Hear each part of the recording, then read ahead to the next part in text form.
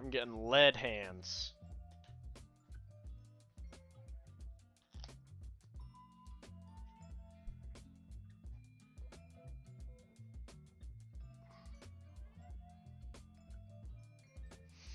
Yo, is somebody in here? Say something in the chat. Let me know how the audio is.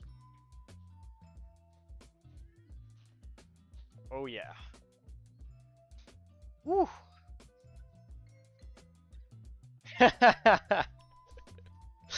Yeah, you would like to think that, wouldn't you? It's good for my enemies. That's what I make it for.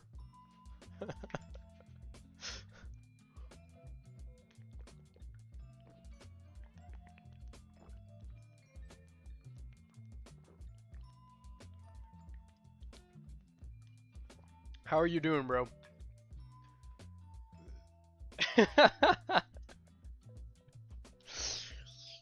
I think somebody's forgetting they're a soldier and not a Marine.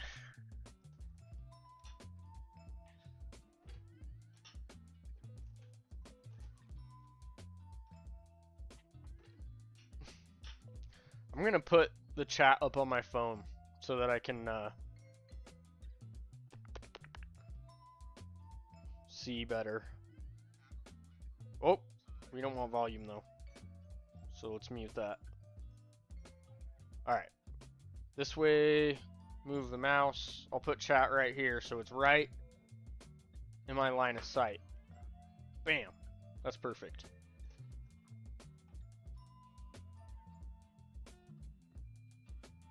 Oh, nice. I'm supposed to, I think I'm gonna do, I'm trying to decide, maybe I'll just put it on this YouTube channel for now. I'm getting ready to launch a website. I'm gonna start building it like ASAP. To get ready for this summer, because that's when we're gonna go full bore with the ammo stuff. I want to try and be self-employed sooner than later.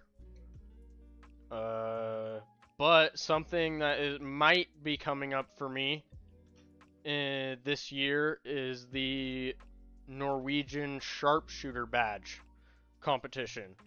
And something I really would like to do is look up all of the criteria for that and actually make a video of like the training segments preparing for that competition with my ammo. I think that would be a lot of fun. I have most of the stuff I would need for it. I don't have like a slow-mo camera, which would be like preferred.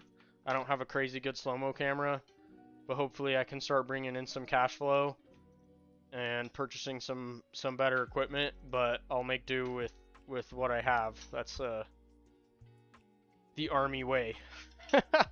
They've taught me how to use the bare minimum and get the maximum, so I'm gonna continue to do that for as long as I have to. I don't want to do that forever, obviously. But we'll do what we have to. Right now I'm just counting out all the product that I made. There was like this month or two period of time. Yeah, yes sir. Yes sir, we do. We got her done. There was this month or two period of time where I made a shit ton of product. I just got carried away because using this machine over here, and I want to get back to doing that because that would actually be way more fun than this, especially because I'll be able to pay more attention to the chat than when I'm just counting. Depending on how it goes, sometimes it likes to break down on me, and then I'm over here trying to work on it like it's an Apache. Doing heavy maintenance. But, I made so much product that I got ahead of myself, so now I'm having to backtrack and count out all of it. I still have not finished that. All of my product that I have is right there. I've been selling quite a bit between last time I was live and now, but everything right here is all of the product I have in stock. It's just 5.56 and 9mm, but I have these. I have this bucket of 5.56 as well as this bucket of 5.56 that I have to go through. I have to count out and individually put in containers so that I can actually sell them in segments. So if you know anyone that wants, and this isn't even all my product, because I don't think this is the last crate. I'm not sure how many of these I have, but these are just casings. So I have these, and then I'll put these in that bucket up there, the big one, and those will feed down, siphon down the tube into the machine, and then I have enough projectiles and powder to finish all of these casings. And I don't even know if this is the last bucket, to be honest. They might not all be in here, but anyway, I have a lot of product. I have a shit ton of product. I just need to like make everything come together. I think the website is would be a huge step in the right direction to actually give some people a space to buy from, or at least get into contact with me through easier.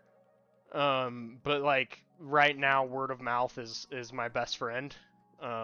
Because if I get sales, I will stop everything I'm doing and I will make sure that box is ready like day of.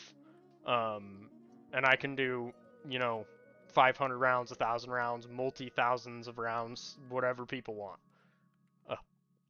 So if they're interested, you can give them my number and they can hit me up anytime. Just introduce themselves, say I want some ammo, and I'll sell that way.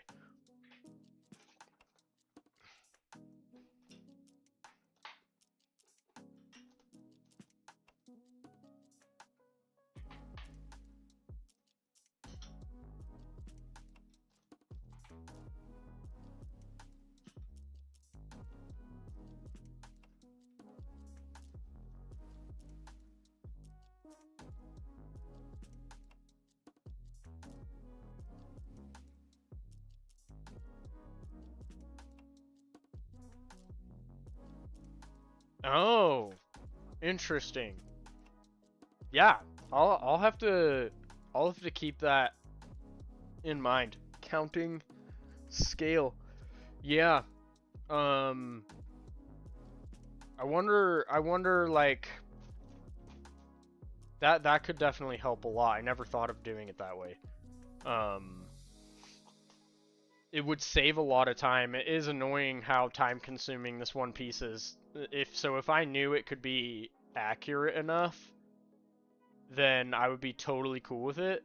I think my only stipulation would be like, it needs to be like literally spot on. And one thing that is kind of tough with this is the rounds can change in weight, like 0.5 grain give or take, because the powder dispenser isn't always perfect. Like I like to have it within like a 1 grain range, which is what I've gotten it down to, but it's literally impossible, almost impossible to like nail down between that 0.5 plus or minus. And so I wonder, even if I had like an average, if it would still actually count right. I don't know what your experience is, like how accurate you felt like, or if they saw a lot of accuracy. And it's not so much for me being like a stickler about selling and making every cent I can. It's actually more so about the customer for me. Because there's been times, admittedly, I'm not perfect. I've fucked up on count by like a very minimal amount. And I've had people actually like count every round and be like, and kind of flip their shit. Because a few rounds were missing. But I've also definitely given people more rounds than they bought, so.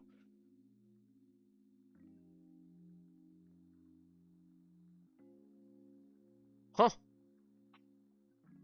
Yeah, and bike spokes are pretty pretty light. I don't know what I'm saying. I guess an average is an average. You want the averages.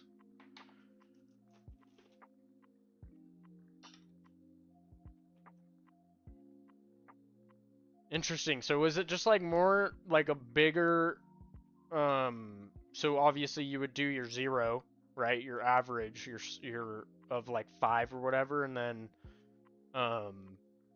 what was it like? Was it just like a bigger plate so you could just like throw a bunch on there and then it would tell you how many you had, and then you would take or take away or add to whatever you had based off the number it gave you? How does that work?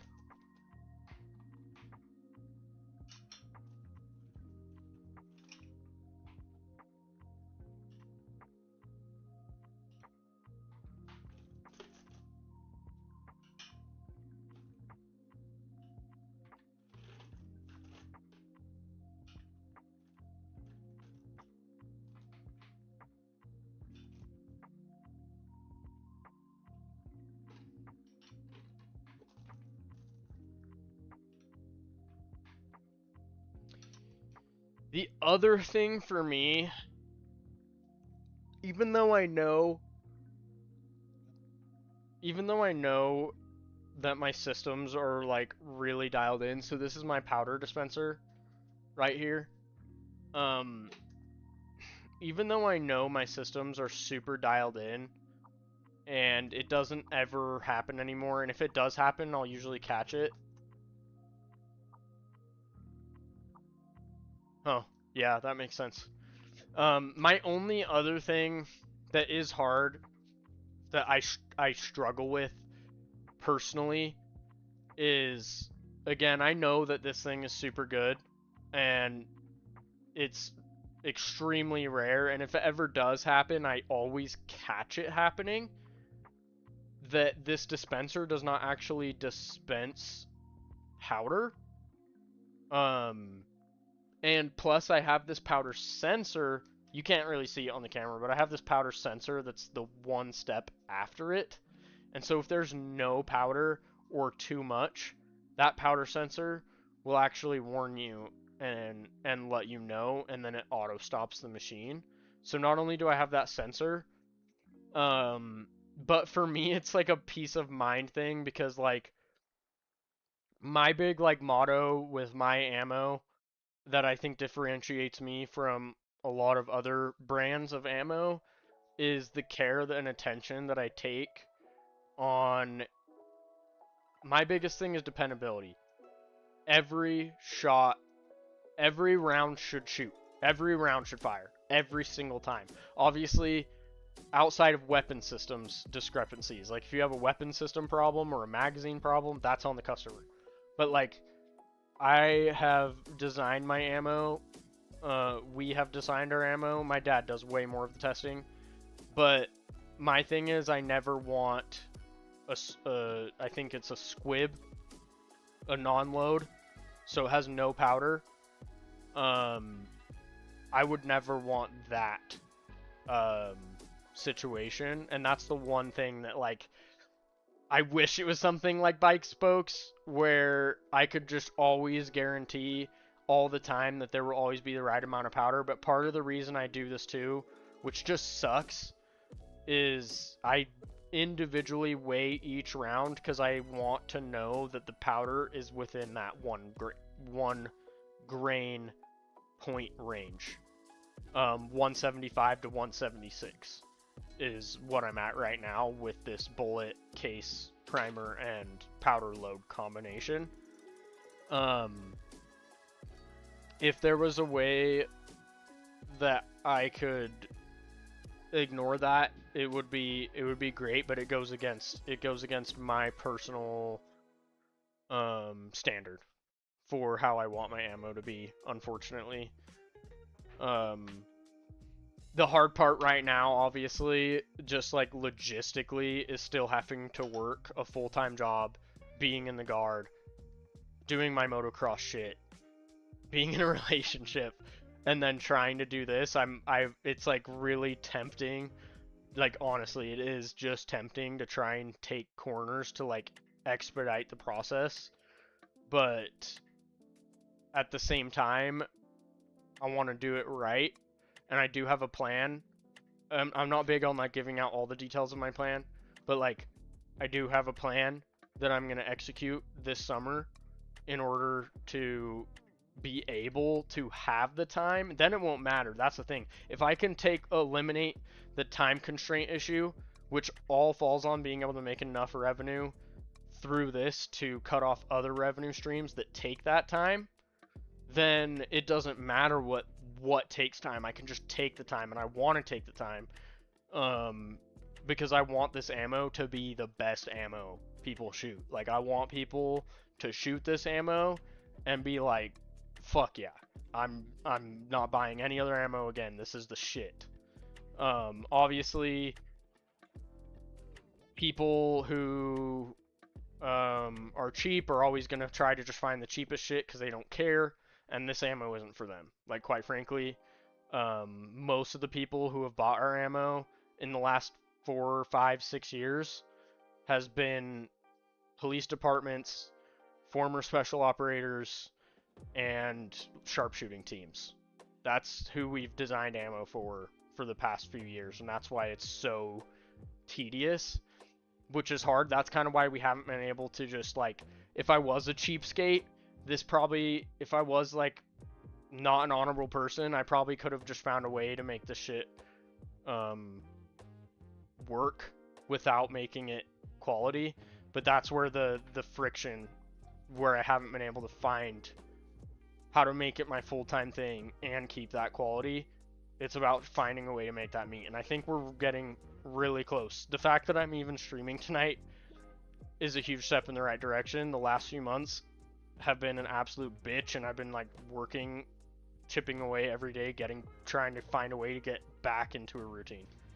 But anyway, there's certain steps that will be eliminated this summer so that I can just fucking not care. I could sit here for hours at a time and count every single round, look at every single detail, make it absolutely perfect.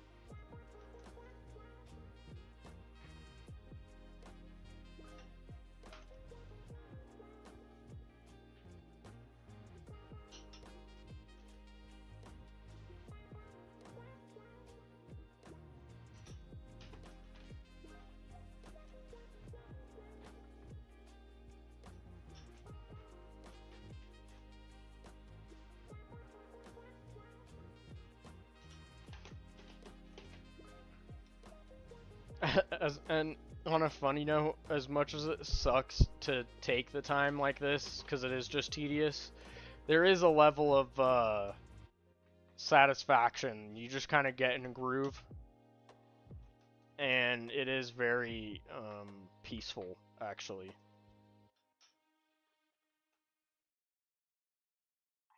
It's mind-numbing in a good way. Not like doom-scrolling mind-numbing.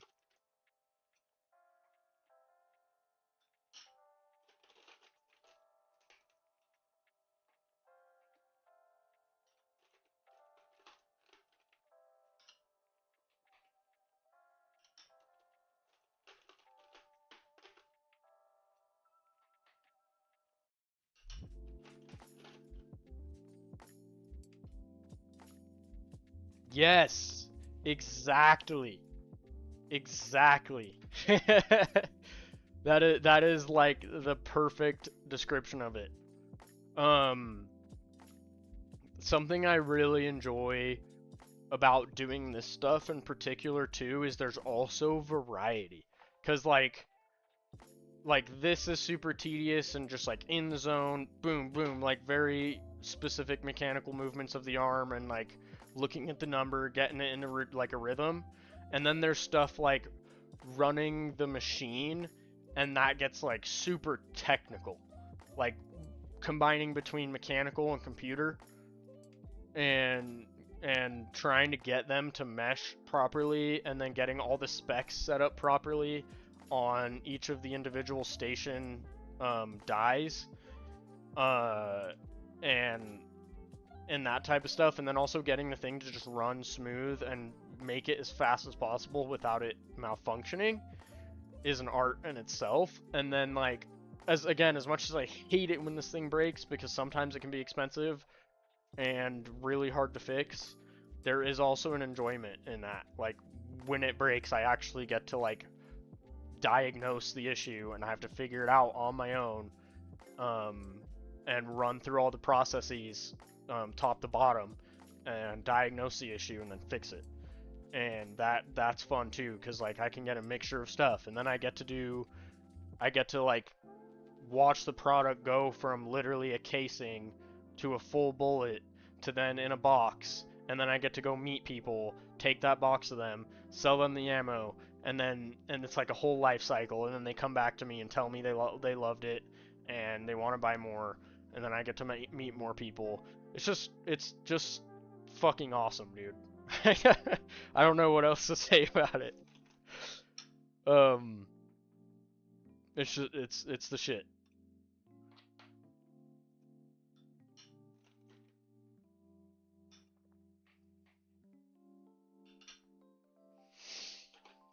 And I don't know if I told you this yet, and maybe I'll get banned on YouTube for this. Maybe whatever. We'll see what happens. I'll make another YouTube channel if that happens, but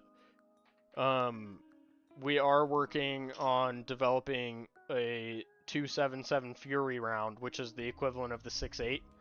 Obviously, it's the difference between it, like, basically 277 Fury is the same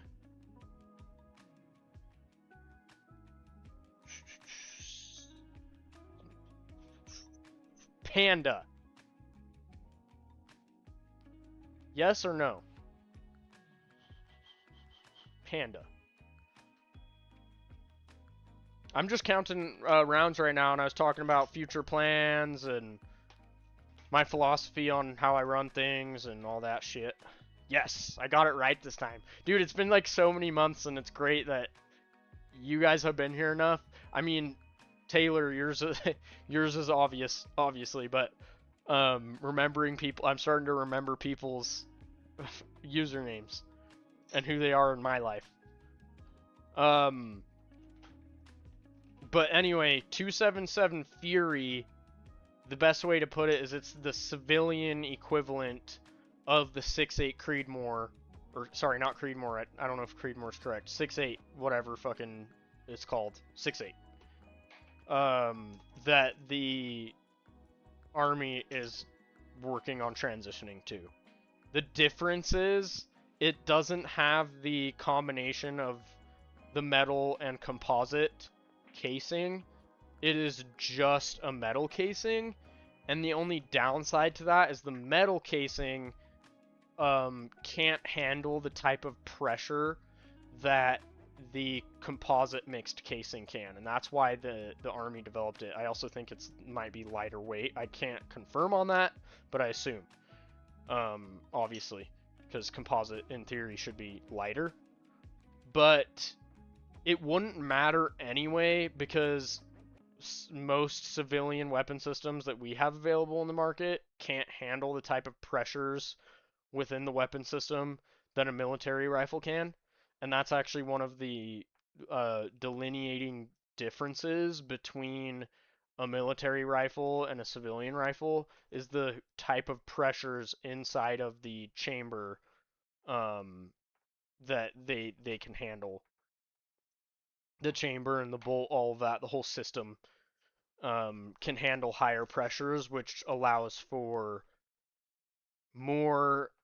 You can increase the grainage of your round and still match the same velocity of what you would normally be getting with that same round out of a civilian rifle. The difference is because you can increase the grainage, in theory, you can get better aerodynamics and better ballistic profile.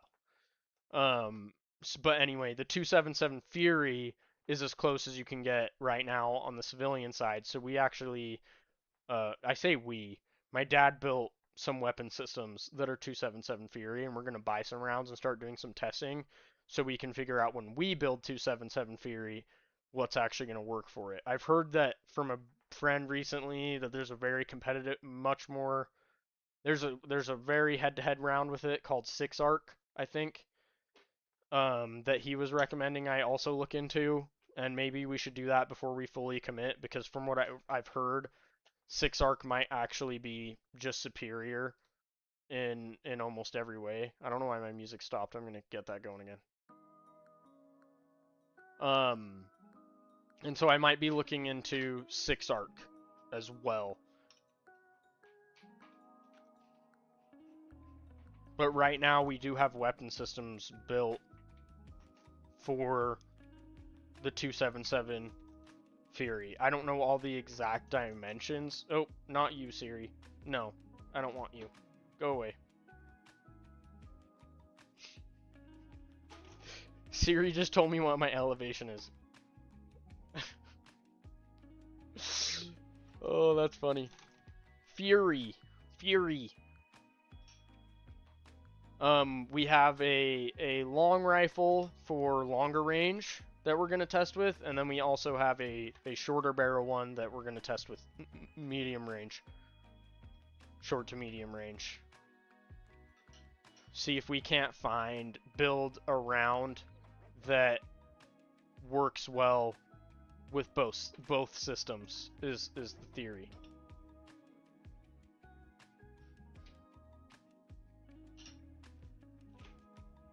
Do you guys want to see the rifles?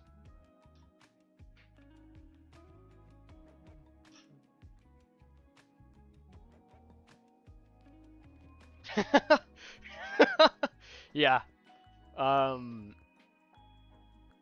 I think is essentially, I don't know, again, I don't know the exact dynamics on what he made. I can show you. Let me just finish this count.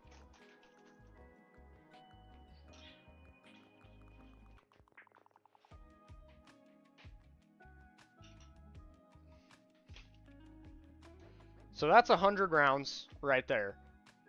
So in theory, I have 100% success rate. I had not one failed round in there.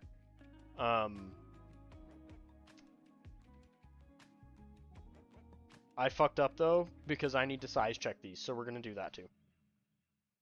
So maybe I will end up taking that back. But usually the size checking goes pretty well. I only have like a very, very small amount of failures. Let me grab my size checker. Oh, it's already here. There it is. Bam. Anyway, I'm gonna grab these rifles and show you.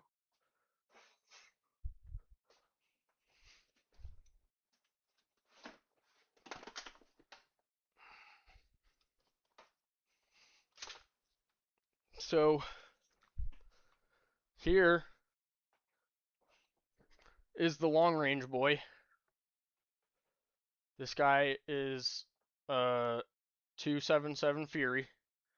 We don't actually have any 277 Fury available at the moment, but we do have our build completed. And she might need a little bit of lube, but dust cover's open. I guess that doesn't close. Okay, that's weird. I don't really care, but anyway, that's the long range one. I don't know where the and I've never used this kind of bipod before, but it seems pretty simple. It just has that, and then oh wow, that's cool. It can even extend, but there's just buttons right here that let them go back in their original position. But yeah, that's our longer barrel 277 Fury with the scope on it, so we can test at long range. And then I don't know if the short range guy is actually fully built yet or in here. I thought he had finished it. This is a 9mm right here.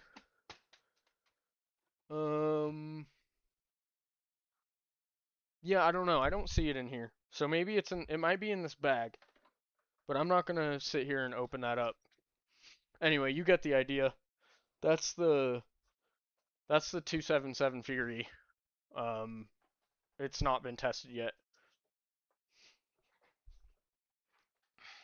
What is the deal with my music, man?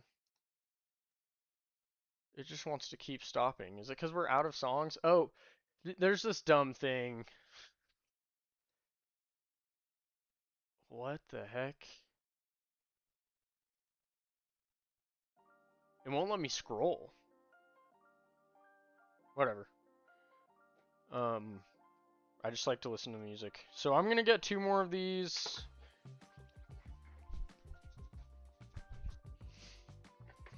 These guys so I can size test, size check. And we'll zoom through that.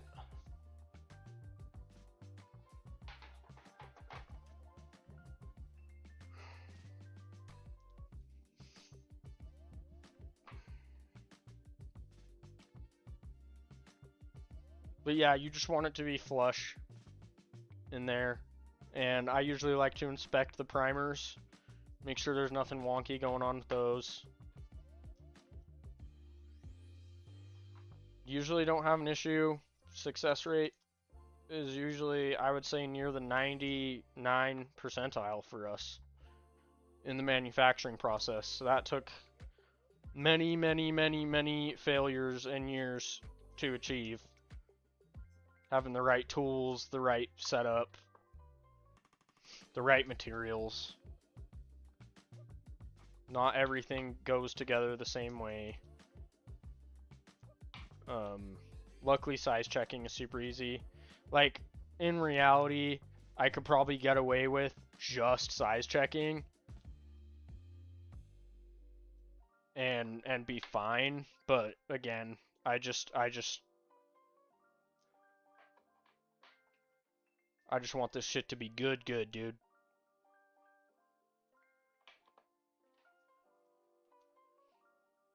I want for people to see that brown box ammo logo and just know that's the dank shit.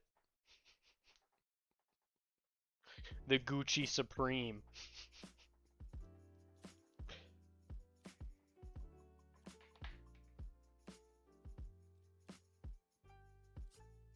Also, how's the mic quality, guys?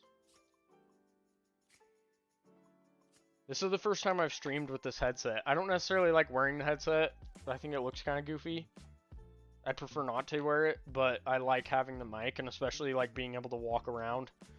And it'll also cut out, like, I think when I start running the machines and stuff, I can customize all of the stuff with this mic.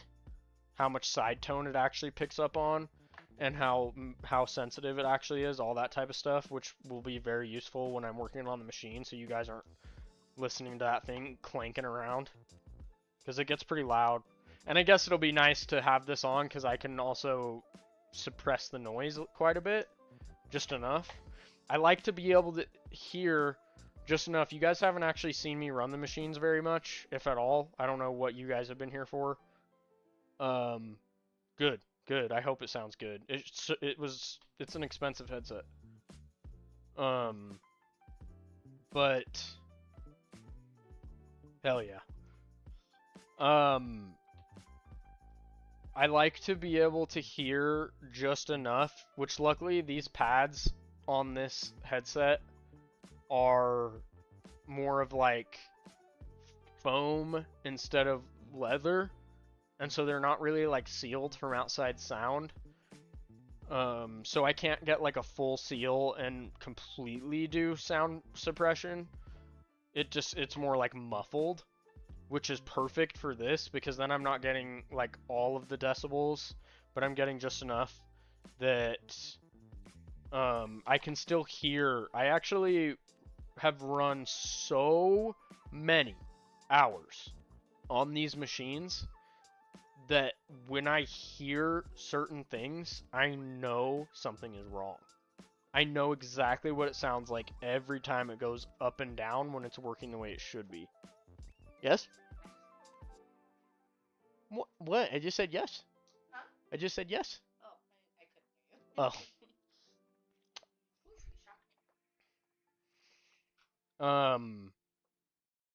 What was I saying?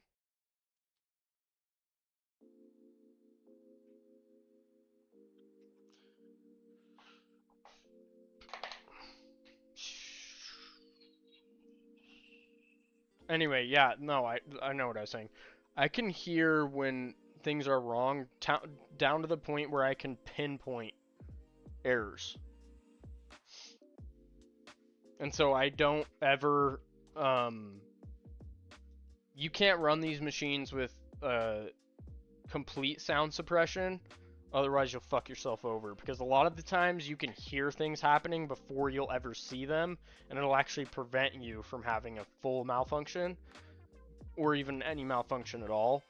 Like for example, a big thing that I can always hear is if the bullet feeder or the case feeder is getting close to empty. I can tell based off of the way it sounds when it's rotating, and so I know to start filling before it gets empty, because if it doesn't feed bullets, especially the casing,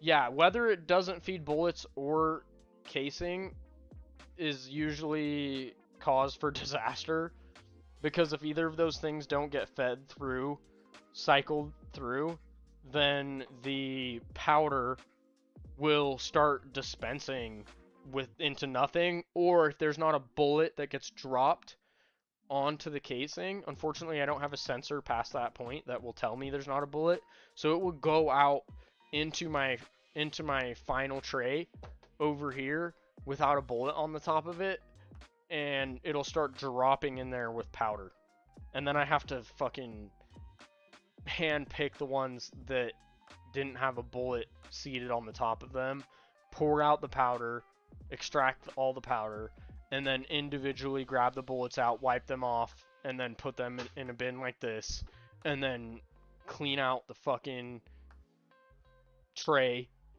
the catch tray, and potentially the fucking machine. The powder is my nemesis. The powder is the one thing I fucking hate. Powder is a bitch. It'll just get inside all the fucking fine tiny moving parts and all that shit. Yeah, it's fucking terrible. It'll get in all that, on all the moving parts and in between gears and underneath things, and fucking fucks everything up. And then I have to take the whole fucking machine apart, go through, start by vacuuming everything, wipe off all the different oils and greases that I use, get down nitty gritty in there, make sure everything's not in there, and then put it all back together, re-grease, re-lube, make sure everything's set, the way it's supposed to be, re-torque everything, all that shit, and that just fucking, that's a nightmare, and it's not, when I'm doing things like that, it's not making me money, because I'm not making product, I'm just working on the machine. That's not the kind of work that I like to be doing. You guys will probably... that will probably, unfortunately, be an episode on here at some point. At some point, something's gonna fucking happen. And, yeah, we're gonna go through and take everything apart, clean it, and put it back together. I'm sure that will happen. I mean, you have to do it eventually anyway. Once the lubes and greases start to get the end of their life cycle, then you have to take it apart when things start grinding and that type of thing to prevent more, you know, improper wear. And then also it just doesn't work properly if it's not lubed correctly, just like any mechanical device that has moving parts. So every now and then you do have to do that kind of maintenance, but it's like very, very minimal if you don't have powder failures. Powder failures just fuck up everything. The biggest powder error that I have that we're still trying to find a good way to resolve, that's hard to catch and it happens really fast, is the bullet feeder. This guy bullets will get stuck in the tubing of the bullet feeder that's above where it's dropping, and when they get jammed like that, even though it looks like it's full and they're dispensing, it'll be jammed where you can't see, and then it'll fucking, you know, not be dropping bullets, and the bullets will start going through without it. The casings will start going out around without bullets. That's the biggest problem we're having, and I've considered looking into doing a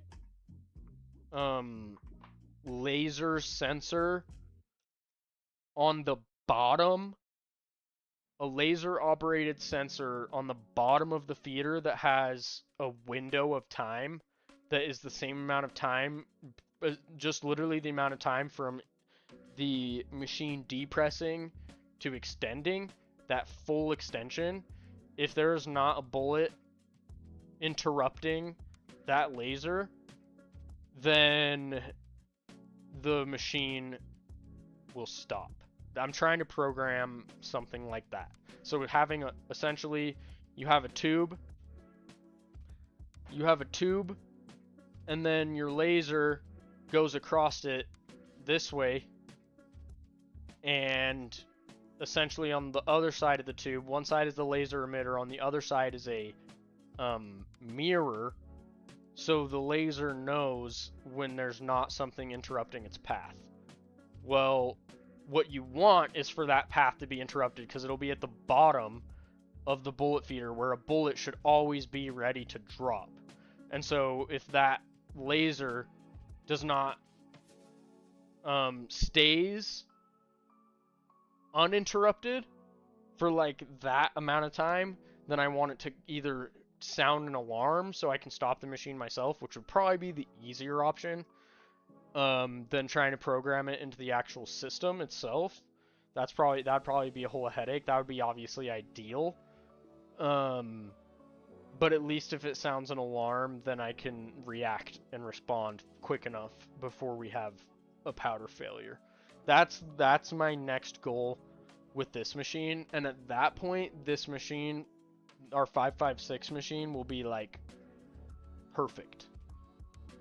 Perfection.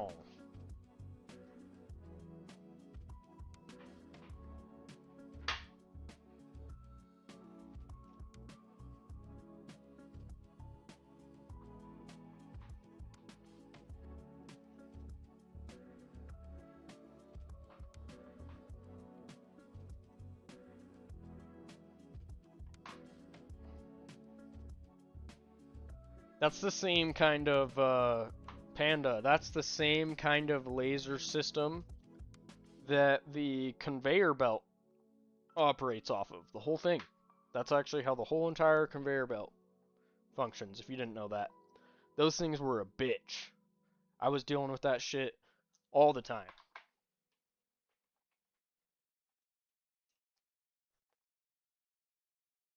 No. Never. And I've crushed thousands. So the 9mm machine, which you can't see, is over here. Okay, we're gonna go on a little adventure. Come with me.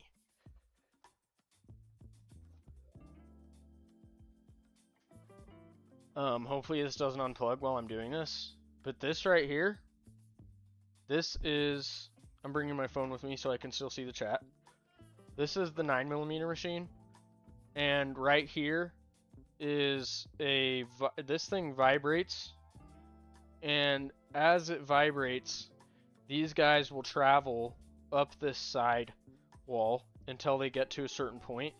If they get to this point, there's a little notch right there. If they are not facing the right direction, then they're supposed to fall in. Well, we've had a lot of issues with this not working properly, so we actually designed this cutout right here. And we have a little sticky guy. I don't know if it's up here right now, but we actually got like a little tiny pole that we put a piece of double sticky tape on one end of that stick that's the same size as this hole. And when you're operating the 9mm machine, unfortunately you can't just function off of sound, because this thing does not always work the way it should. And so sometimes you will have primers come in here in the wrong direction. Well, they then feed through this feed tray that comes in a circle to this point. So before that, you have this die. This die will actually punch out the bottom of the casing down here to reshape and resize it for the proper shape and size for the new primer to be seated in place. Well, when this piece happens, these primers come around here. There's actually, you can't really see it a little bit right here. This little doodad thing right here, it pushes up, and there's actually a like pull that we tune to get it to the proper seat on the bottom of, you don't want it to be too much, you don't want it to be too little, and you don't want it to be canted in any kind of way.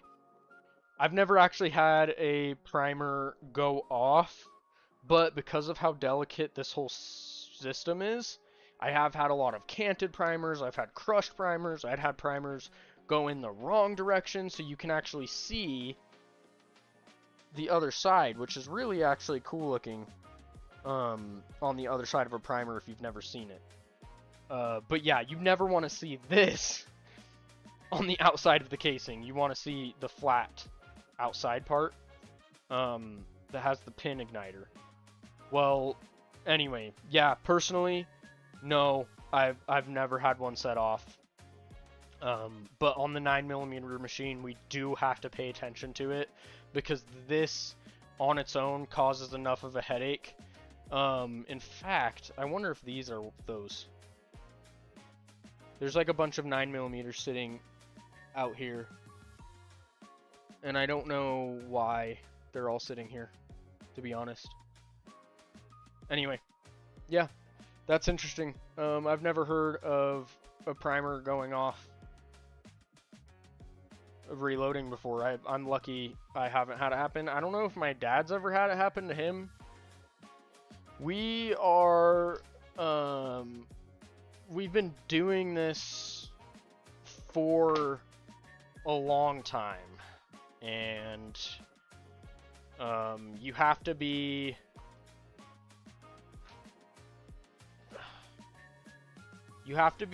very attentive, to say the least. This kind of stuff will run away from you very quickly. Things can become absolute chaos if you're not paying attention. But things can happen. I mean, I'm sure, like, just based off of odds of something happening, it could happen to me at some point. It's actually quite interesting that it hasn't ever happened to me before. But yeah, no, it's essentially, see, because depending on what happens, is if there was also powder, God forbid, and it went off after your powder station, then you'd be in for a fun situation, because it's going to ignite that powder. If it's just the primer, or even with the powder, essentially, yeah, it's going to sound similar to like a blank going off.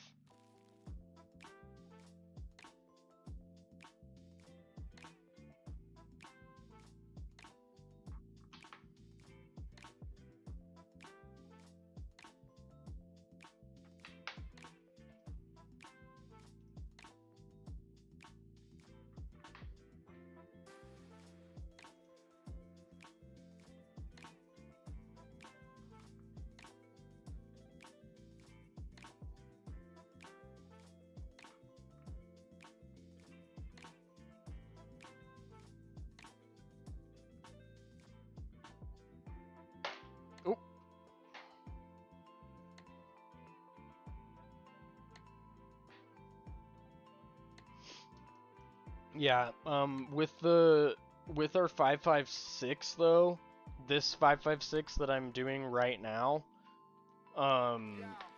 we actually, all of our brass is pre-primed for this, because as you saw, like, if you can avoid having to prime everything individually, it's a good thing to invest in if you can avoid it, because priming is very delicate. And so if you can find a manufacturer, that has the brass pre-primed and they're high quality, like they do a good job at it, that is very worth investing in. So obviously for this brass, we had to pay for both the brass and the primer, not just brass, which is what we used to do pretty much exclusively. But this most recent order, which I say recent, this was like years ago at this point, because we order massive bulk. But yeah, whenever we did this order, we got pre-primed brass, so that we could avoid having to do that additional step. Again, like I said, it's all about finding that combination between removing as many steps of the process as you can without losing the quality. That's where you find the highest production rate.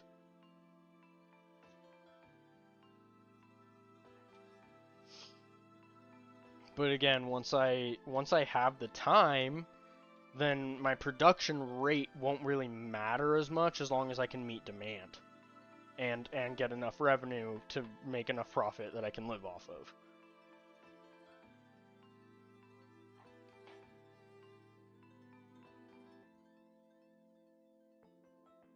But I hope, you know, obviously maybe it's not realistic. I've never really been the greatest person at being realistic with my goals, but in my mind, I would really like to always have a surplus so that I can always meet that demand as quick as possible.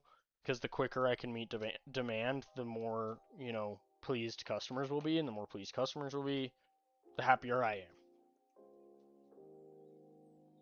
Will I always be able to probably meet that goal? Probably not. Again, because when you're trying to make quality stuff, it is challenge. It always increases the challenge. Nothing worth making is easy to make.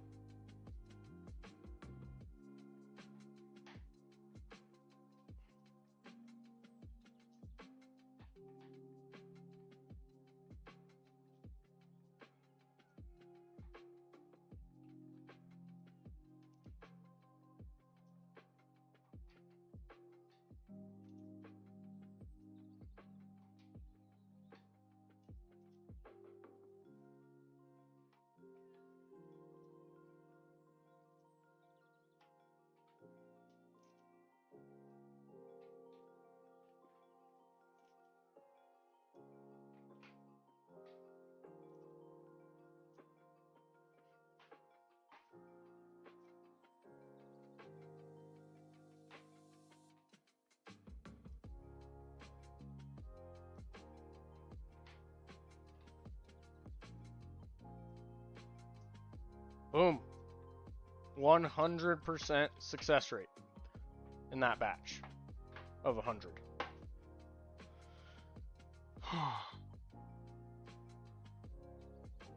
And that's only 100. Let's do 200. It's getting hot in here, dude. Gotta open up a window.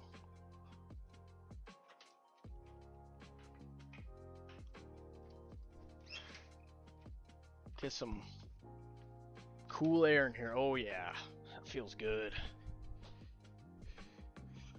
I'm getting hungry. I'm always hungry, dude. I think I lost some weight. I was sick. I've gotten sick twice this year already, dude.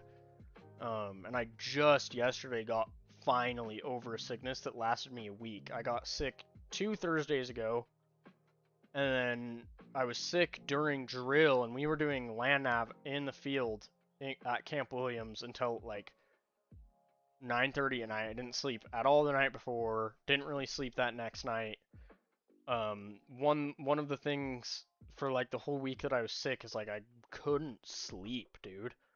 I was so fucking tired, but I could not sleep, and I just felt so fatigued and weak all the time, and it fucked with my appetite too, so like I was having a really hard time eating.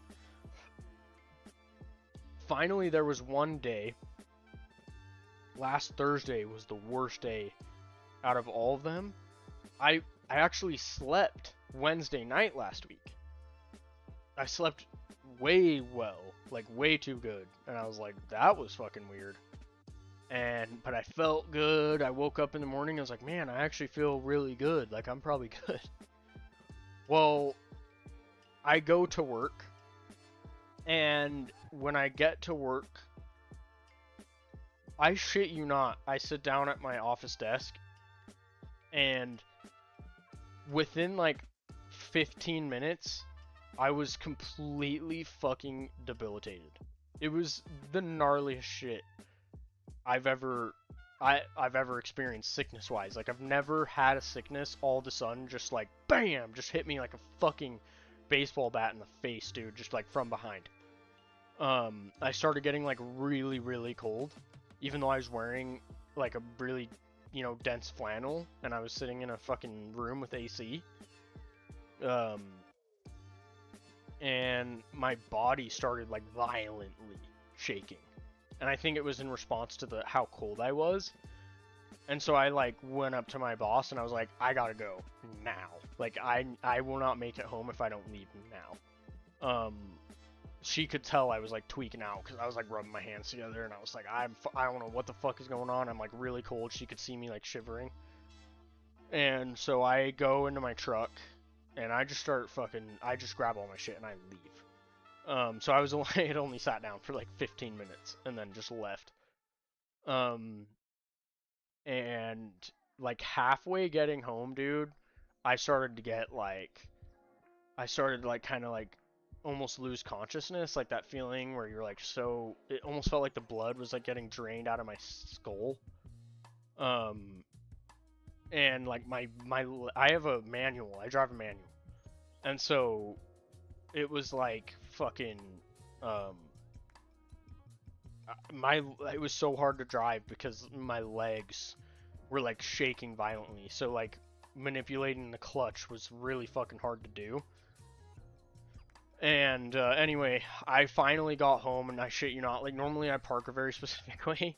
I was so close to losing consciousness that I just fucking drove up to the curb, like straight facing out to the road, turned my fucking truck off, got out, didn't grab any of my shit, any of my work shit.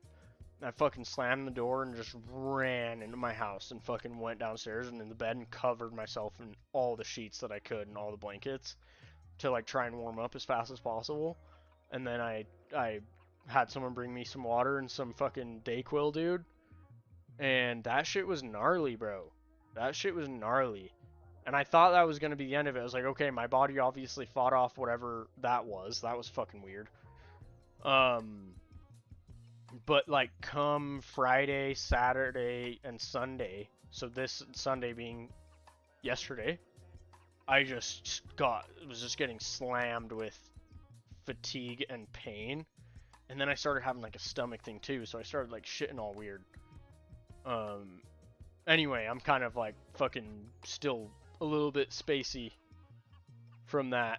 But I was just like, I told myself, I'm like, I was sick for a week, and you know when you're like sick for a while, all you want to do is just not be sick, and that's why I'm streaming today, because I was like, as soon as I'm not sick, I'm going full bore right back into everything I want to be doing, because I hate losing that much time. And so I'm like, fuck it, I'm streaming tonight, we're doing this shit. We're gonna count some rounds out and get work done. I'm still like not feeling great. I definitely lost some weight. But yeah, we'll get it back. It's no big deal.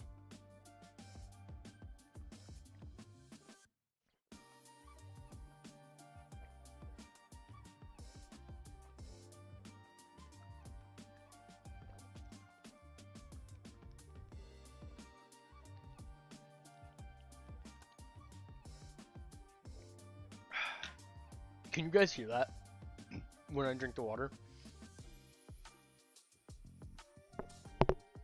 That'd be kind of funny.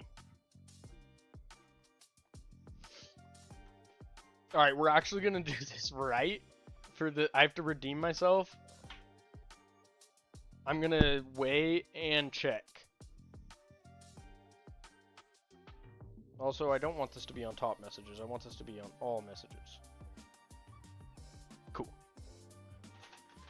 Yeah, I'm gonna weigh and check this time. So I don't have to redo that. Nice.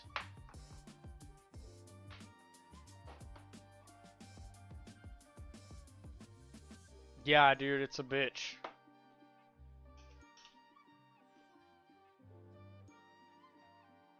You know what's funny is even when they were when they were making me take the flu shot, I was still getting sick.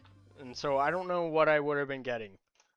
And then obviously I don't know if you know about this, but there was I think I've talked about it on here. I don't know if you were in that live or not, but in 2023 I had a really bad fucking reaction to the flu shot. And when I say bad, I mean like horrific. Like fucking nightmare level bad reaction. I got sick for a consecutive 60 days. It went from, I can't remember if it was stomach and then lungs and then head, or like vice versa, but it essentially like attacked my entire fucking body from top to bottom, bottom to top. And it lasted for 60 days. I lost 30 pounds. It fucked up my testosterone. And the worst part, the most horrific part of all of it, is I had sleep paralysis. And when I say sleep paralysis, I'm not talking like just a little bit. I'm talking like fucking nightmare in real life type sleep paralysis that was like very intense, to the point where it was so like mentally such a mind fuck that I didn't even want to sleep anymore. So I was only sleeping, I was sleeping very sporadically, if at all, most of the time, because every time I would fall asleep, I would fall into sleep paralysis, and that stuck with me. Like those 60 days that I was sick, I would always have it every night. But then like after that, it became like a stress response thing where like for the next 2023 year or so, beyond that, year and a half maybe, I would get it sporadically. It started like almost like a graph, a line graph dropping down over time. Now I don't have it at all. I can't remember the last time I had an episode. It's been, yeah, like a year and a half or some shit since I've had an episode. But yeah, that was a big thing. A lot of people, I don't know if they do know about, or I don't know what goes around over there. I know word travels fast sometimes. I had to, luckily, it was quite a battle. It got to a point, they were telling me they were gonna actually discharge me. And it was, yeah. Anyway, long story short, they ended up giving me the exemption. Obviously, because I'm still here in the Army.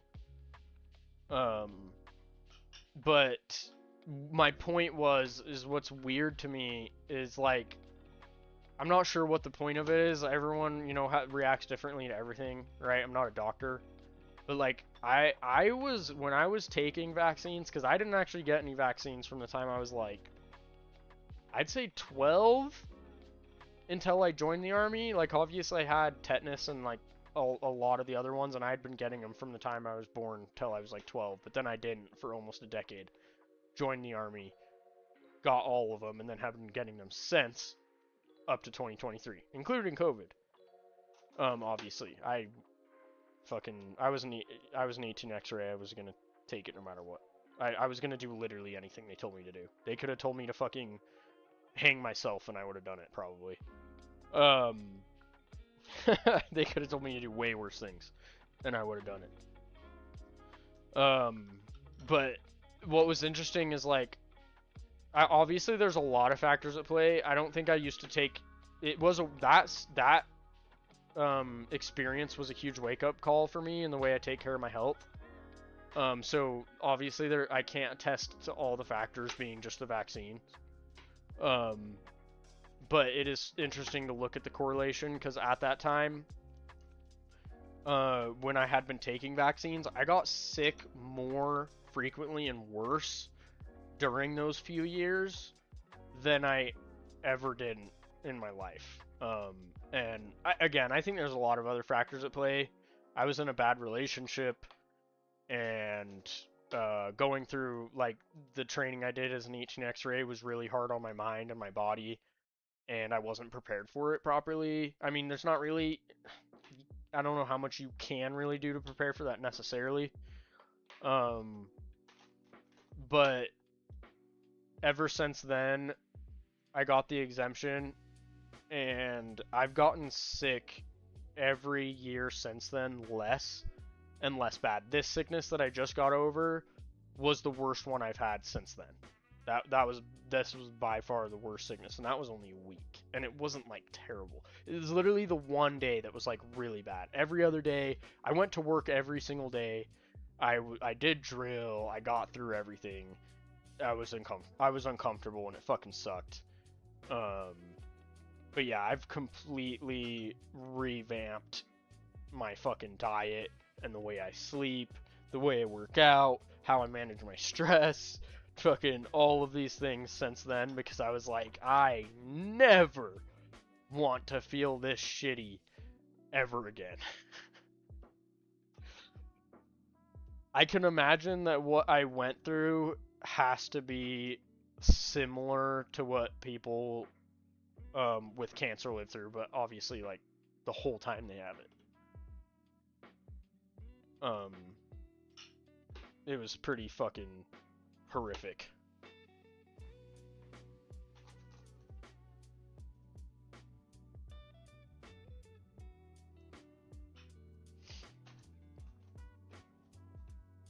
Yeah, but being sick, dude, is probably my least favorite fucking thing. Because I'm a very physically based person. I'm very active. I like to be in the gym, as you know. I like to be in the gym a lot. I like to be riding my bike. I like to fucking hike. I like to go fishing. I like to go outside and shoot. I like to just fucking run around and frolic, man. And when I can't do that, it fucks me up.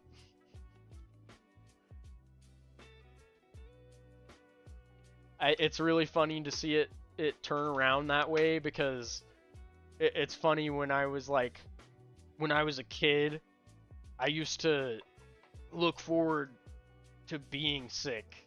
I hated being sick, but I would look forward to being sick because I'm like, oh hell yeah, I don't have to fucking go to school, and I can just fucking play my games if I was feeling just good enough to play my games. And I'm like, I'll just play my video games and watch my shows. And now it's the complete, it couldn't be more opposite. If I'm even like a little bit sick, I'm just pissed off about it. Because I'm like, man, I don't want to be fucking in here bedridden. I just want to go do whatever I want and feel good about it.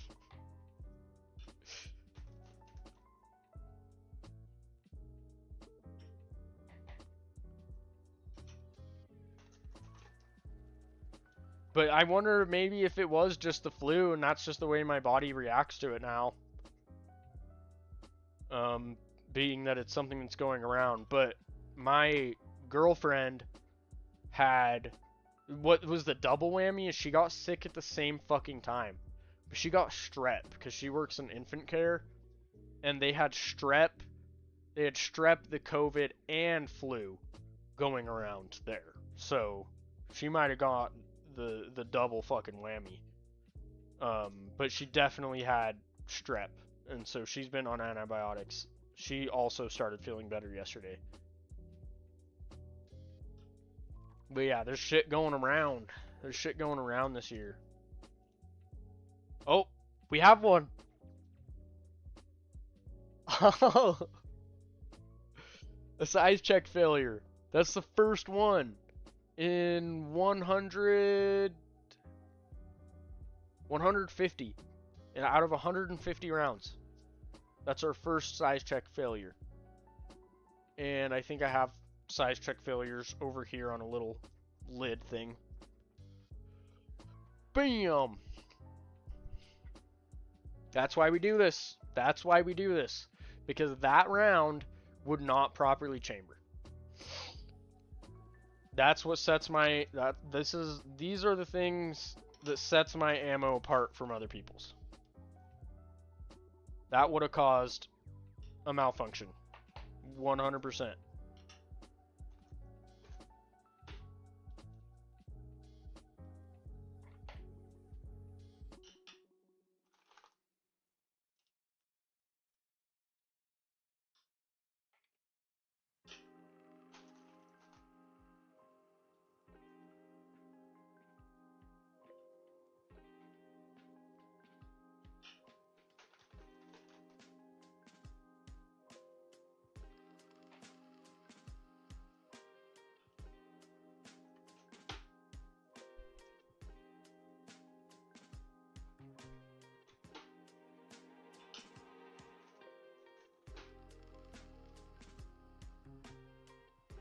I like this song.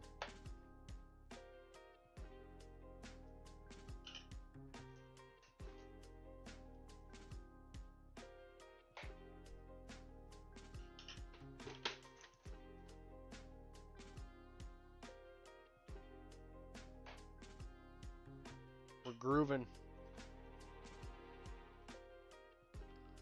Dude, and these have been fucking spot on with the weight. I've hardly seen anything out below 175 or above 176 grainage. I've had like a few that were a little bit over, but I'd rather have it be a little bit over than a little bit under, personally.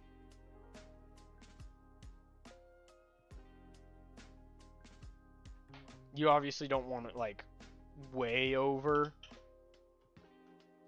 but 0.3 is such a small deviation. 0.3 grains.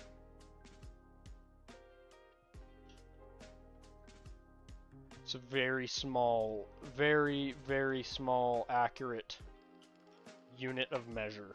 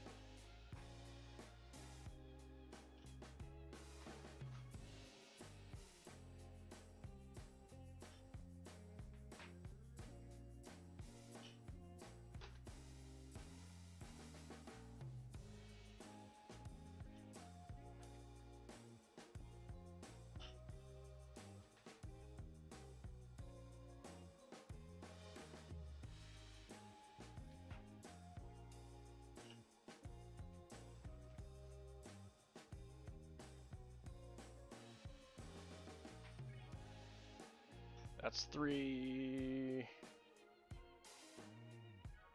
It's 300.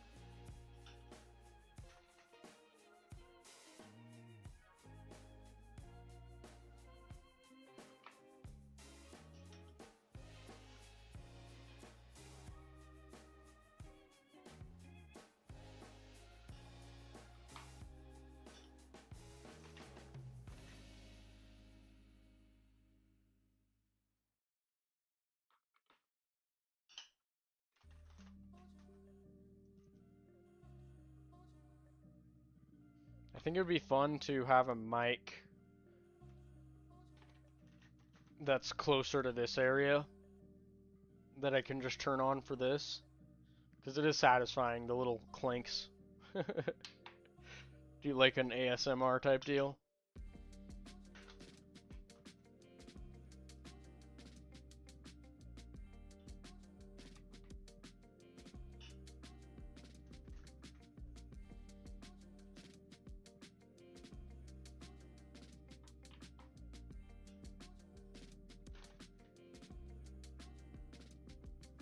I need to get a little mat for this chair. It's too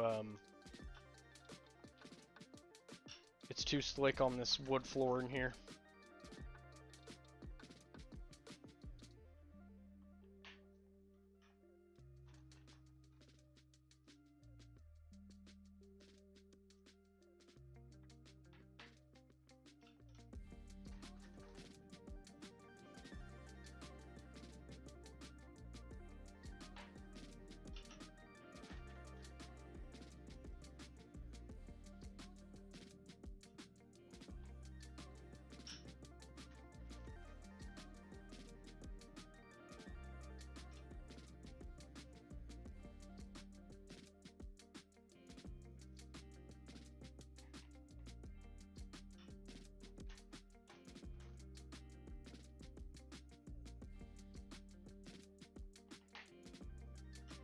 I think it'd be cool too if I had like a second camera that was right here, and then I could make this the main camera.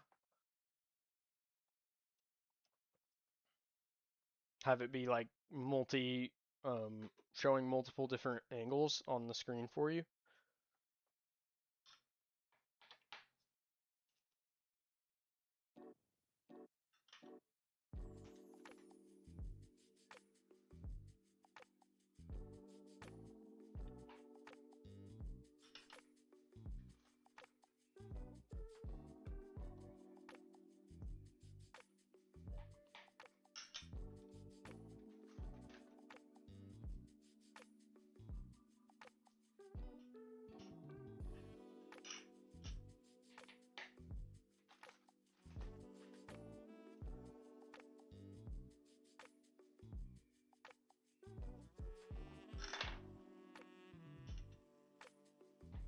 That's not working the way I wanted it to.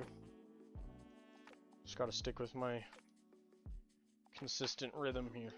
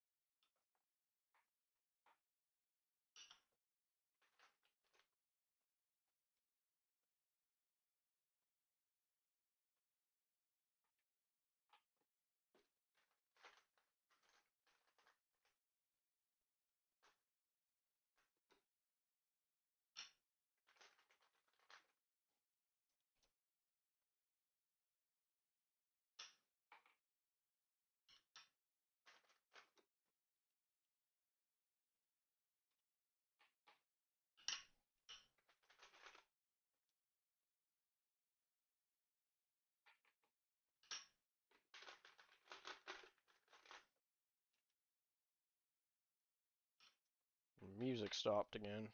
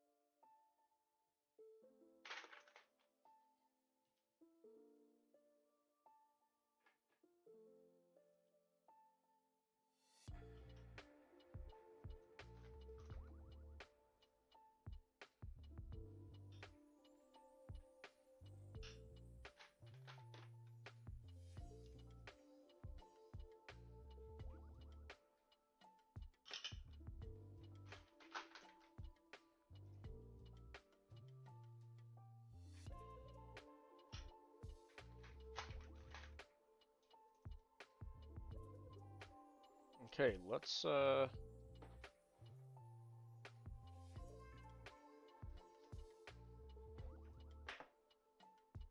get a do I have a fifth one?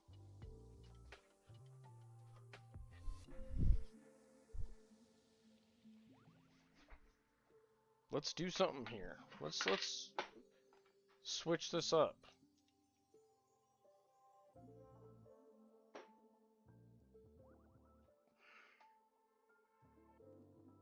Don't mind me.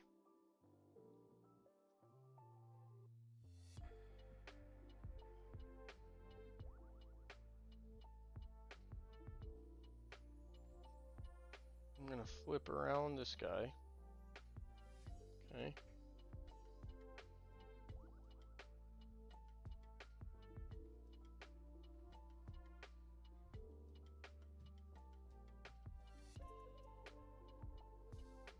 Yeah.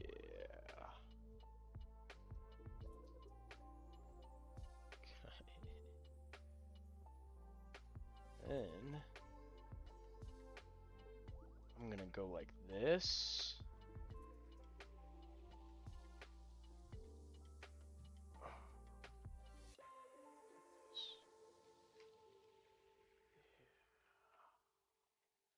Get that cord properly situated.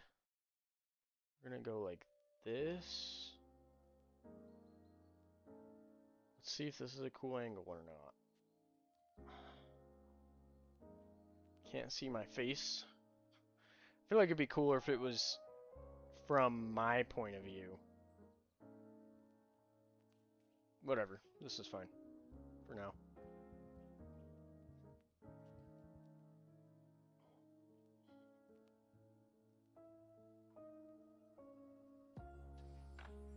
Oh yeah, bro. Have a good night, man. I'm gonna count 100 more of these out, and then I'm gonna head out as well.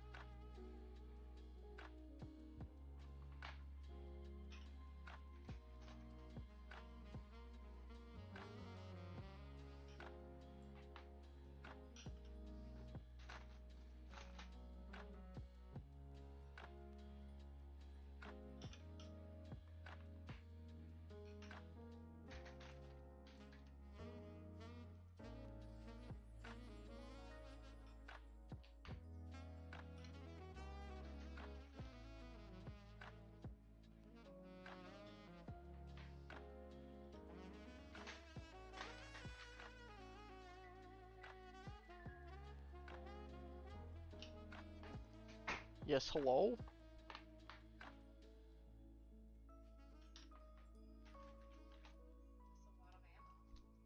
It's 500 rounds, almost. 431 right now. 431 right now. You still streaming? Yeah.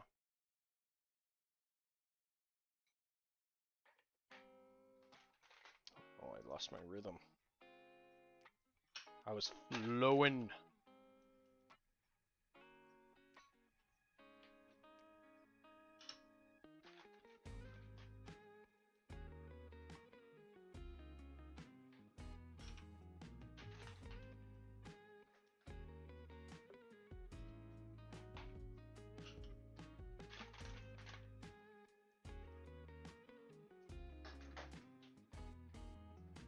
I want to get, You talking to me? I mean, either one. I'm talking to stream.